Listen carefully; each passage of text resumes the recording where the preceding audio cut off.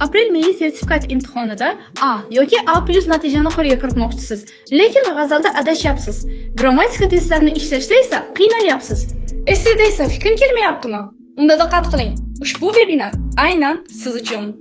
28-fevral, 1-2 mart kunlari ona tili fanidan mutlaqo bepul bo'lgan webinar tashkillashtirmoqdamiz.